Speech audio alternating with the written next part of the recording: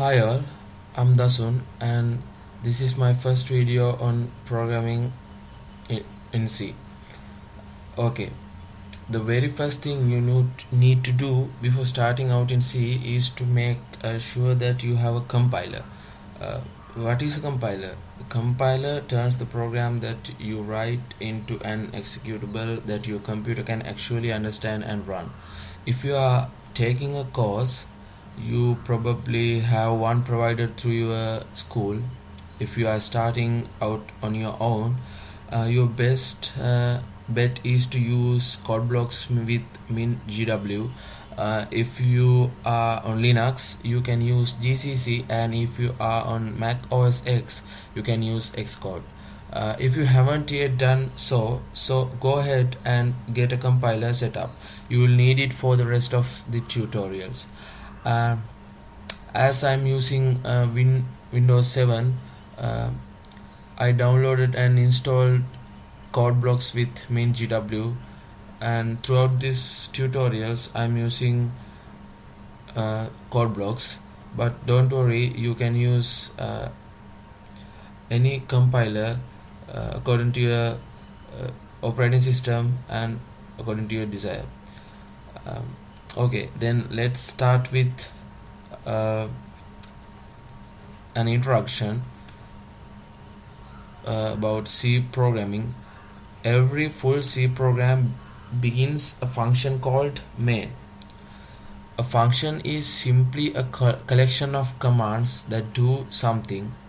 The main function is always called when the program first executes. From main, we can call other functions, whether they be written by us or by others, or use built-in language features. To access the standard function that comes with your compiler, you need to include a header with #include directive. What this does is effectively take everything in the header and paste it into your program. Let's look at a working program, and this is a working program, and let's look at the elements of the program. The #include is a preprocessor directive that tells the compiler to put code from the header called standard.io.h into our program before actually creating the executable. By including header files, you can gain access to many different functions. Both the printf and getchar functions are included in standard.io.h. The next important line is int main. This line tells the compiler that there is a function named main and that the function returns an integer. Hence, int the curly braces and signal the beginning and end of functions and other code blocks. If you have programmed in Pascal, you will know them as begin and end. Even if you haven't programmed in Pascal, this is a good way to think about their meaning. The printf function is the standard C way of displaying output on the screen. The codes tell the compiler that you want to output the literal string as is, almost. The new line character sequence is actually treated as a single character that stands for a new line. We'll talk about this later in more detail. For the time being, just remember that there are a few sequences that when they appear in a string literal are actually not displayed literal by printf, and that new line is one of them.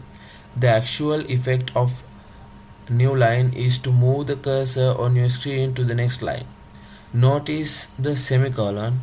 It tells the compiler that you are at the end of the command, such as a function call. You will see that the semicolon is used to end many lines in C. The next command in getchar is another function call. It reads in a single character and waits for the user to hit enter before reading the character.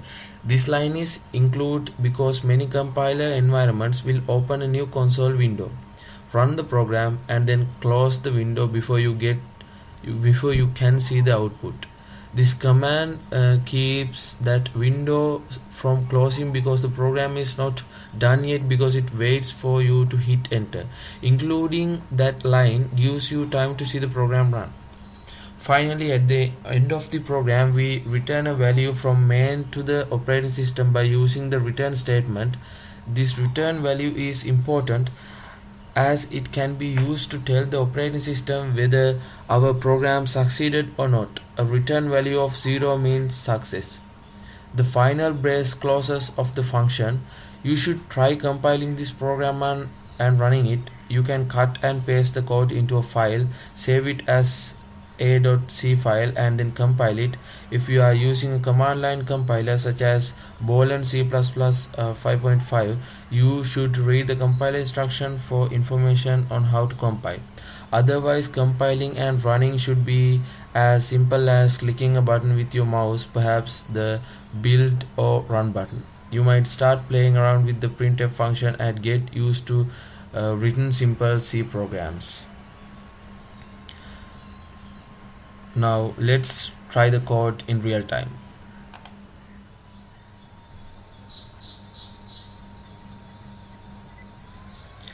As you can see, right now I am at the CodeBlocks compiler. In this CodeBlocks compiler, if you need to start a new project, you can go up here and click File, New Project, and then choose console application and press OK, and choose C from here and press next, and give a project title, and it will be the project name, file name also, and press next, and then press finish. And after that you will get a source file like this, and you have to extract it, and you can get the source file main.c file inside it. And as you all can see, I already wrote the code for the previous session. I show you the code and I already wrote it. And if you need to build and run this, just simply click this green icon here and you can see what will happen. As you can see, you get a pop-up like this, and it says hello, I'm Dasun, and press enter and continue. Okay, that's it for this video. Hope you learned something.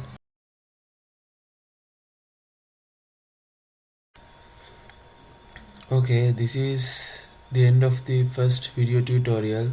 Hope you all learned something from this, and if you like my video, please thumbs up, and don't forget to put a comment down there, and subscribe for more upcoming videos.